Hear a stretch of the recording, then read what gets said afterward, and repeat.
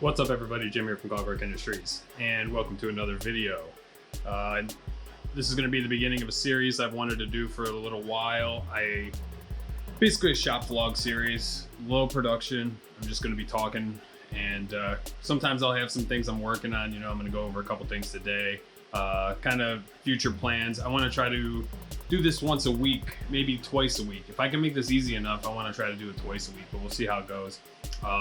Originally, I wanted to do this through social media and put up like Facebook stories of kind of like what's going on day to day, but it actually got to be too annoying. I would trying to make sure it goes up on Facebook, Instagram, then my regular Facebook, then try to make sure stuff's shared over on LinkedIn and Twitter, and just to get it all on the, it just got to be too much to do every day. And then I'm mixing little clips together because you can only film 10 seconds at a time, and it just was too much of a hassle. So what I'm gonna try to do is, once I put this clip together, maybe snag a minute of it and throw it into stories, or snag a minute of it, throw it on Twitter, LinkedIn, something like that. I think clipping a minute out of this will be easier when I sit down at Premiere or Premiere Rush and throw it together like that. So that's the goal.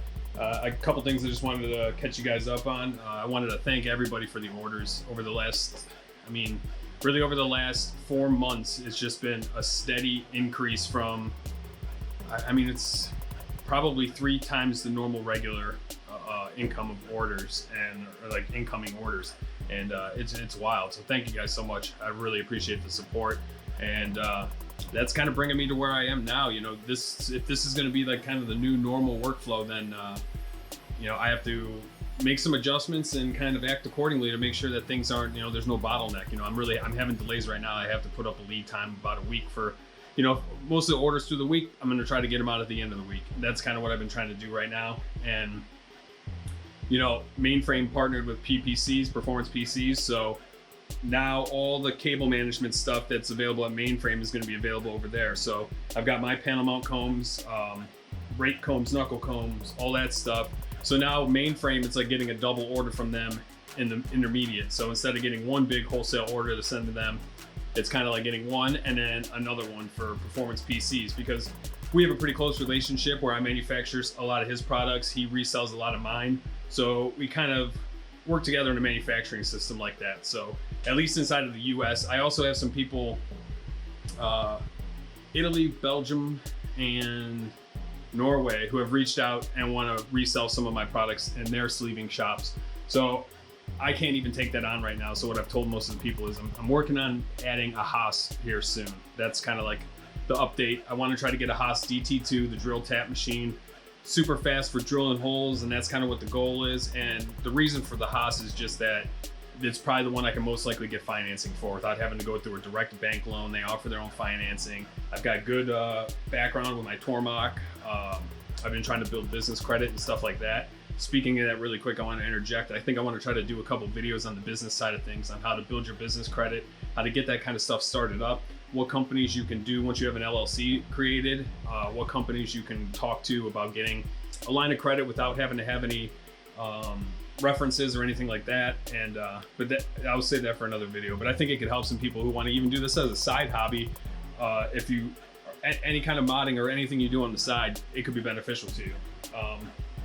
So anyway, back to like the production thing. So I really, with the Tormach, it's been amazing. I would not be able to be where I'm at right now without that machine. This thing's going right now. We're running some 4-pin Molex combs. Just finished up a fixture, and these are going to be going out to. This is part of the re-up for Performance PCs. All these panel mount combs. These are the Clockwerk version. We haven't wholesaled the HPS panel mount combs because they're a little bit more for advanced sleevers, so we didn't really know how it would work out. But if people would like to see these at Mainframe Customs and Performance PCs, hit up David at Mainframe, let him know that you're interested, and then we'll talk to Hans and we'll see how we can work something out and see about getting those ones wholesale out as well. So anyway, for right now, we're running these ones. All the acrylic rake combs are new. Those are going to be on my website soon.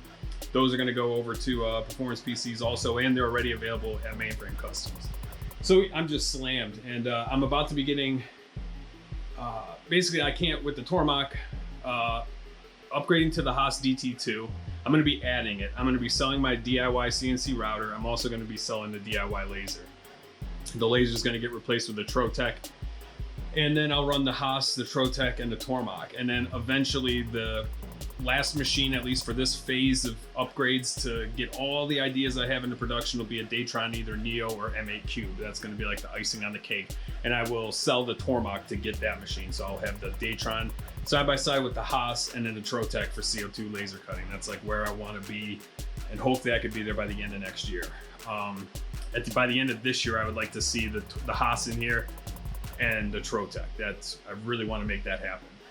So I'm working hard to try to get to that point, and I want to make it so, like, with the increased amount of orders, I don't want you guys to delay. I want to have 500 of each size comb in the shelf ready to go, so anybody that places an order, all I have to do is anodize and send it out the door.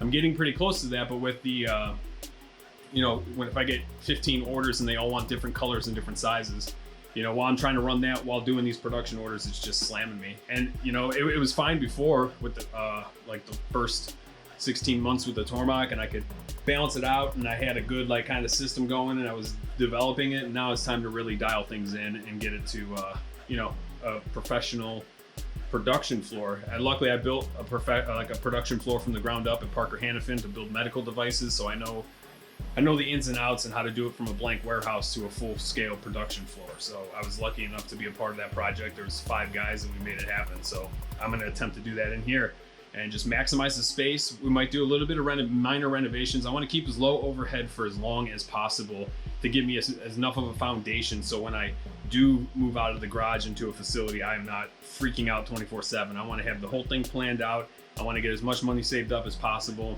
And yeah, so that's kind of like my little future plans here. The Haas DT2 is a great machine. I would love to get a Brother Speedio, but I don't know if I'd be able to get approved for that. And I don't know how Haas has some great financing right now, where if I could get it set up in the next 2 months, by the time I have to start making payments, is 6 months no payments, I would have the Tormach paid off. I'll have the Tormach paid off in February. So that's the game plan, and that's why I was going with that machine in it. And then I could always sell and upgrade it and maneuver when I get out of the garage. But I think that's the best route for me right now. It's kind of like whatever I can get and make happen is what I'm going to do. I'm not going to wait around and miss out on sales and opportunities when I could have just had the Haas in here. That's just getting to be too picky. So anyway, I wanted to show you guys a couple things. With the Haas, this is what I'm talking about with low production. I'm gonna bounce all over the place until I get a little bit more of a flow and pattern down for these videos. But it is what it is for right now. With the Haas, I'm gonna end up having a Tombstone 4th axis fixture, 15,000 RPM spindle, through spindle coolant. The 4th axis Tombstone, I have a design that I'm gonna come up with that'll let me put a sheet in a skeleton frame, clamp it flat, so I can have a fixture cutting sheets essentially 4 times the size of what I have right now, and it can do all the drilling from the top or cutting and then chamfer, and it'll spin the Tombstone over and be able to chamfer on the back side. Then I'll run the first operation like that all day for 2-3 days, get a bunch of sheets cut. Then they'll go onto fixtures similar to these. They'll be like this, but it'll be twice this way and twice that way. So it'll be about 4 times the size. One of those will bolt on the top of the skeleton. The other one will bolt on the bottom. So on day 2, 3, 4, when I'm doing op 2, it'll just be cutting out combs all day long. So I'll be putting in screws, cutting out combs. And then hopefully I have a buddy that said he's interested to start coming in here and helping me kind of with normal shop tasks like that, putting screws and fixtures, and then kind of expand. He's already worked with some mills and stuff, and then kind of train him and grow in that direction. So that's the game plan going forward. Right here's a cool thing that I've been shipping out orders with. We got a bunch of orders on the bench here that are going out today. But here's another cool thing. I started making these 3D printed trays to keep the rake combs in good shape while they're sitting in the drawer, instead of like that, because sometimes they can get scratched up, and I hate scratching combs. So here's one of the trays for the 8-pin. It's got little stoppers at the end and stuff, and I made a handful of iterations on there, but this has been a great tool here for packing up orders. It's a heat impulse sealer, and I actually have a second one because Quill sent me two, and then they refunded the second one. It was a double order, and then they told me I can keep it. So I might do a giveaway with it. I might try to sell it for half price. You know, it's kind of different. It's not modding related, so I might not do the giveaway with that, but I'll probably put that up for sale for half price if anybody's interested. It'd be about $100. But anyway, it has a cutter on it too, so you can just crimp the bottom, drop in a couple combs, melt it down again, and then what I've been doing is like dropping in a sticker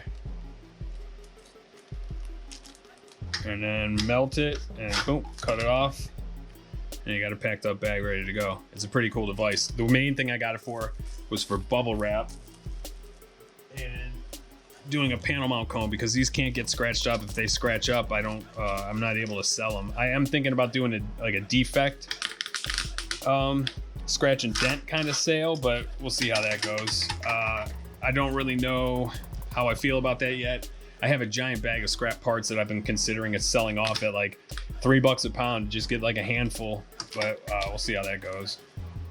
But anyway, this makes a perfect little pouch.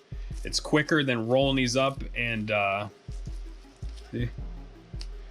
it's quicker than rolling them up and taping them. That just got to be too tedious, you know, when someone orders 15 combs like that and you're rolling them up in these little like bags, and then if someone needed to ship them back, at least with this they can kind of slide the comb back in the pouch, throw some tape on it that way. But at least for me, for packing it up, I can also cut them and store them that way so they're not scratched up or get bumped on the shelf. Over here I'm anodizing a bunch of combs for we got 4 racks in right now. This is something I'm going to be upgrading this whole system to dedicated. I got 10 colors right now that I'm working with, and a couple new ones are going to be finalized soon and up on the site. And I want to build this system out. So instead of jugs, it'll be about a 3-gallon square bucket for each die with a heat, one of those submersible heaters plugged in the side. So basically, if I want to use red dye, I just turn on the red heat to that dye. All the things will be done with more industrial equipment. Same with like the sealer will be done in a bucket like that.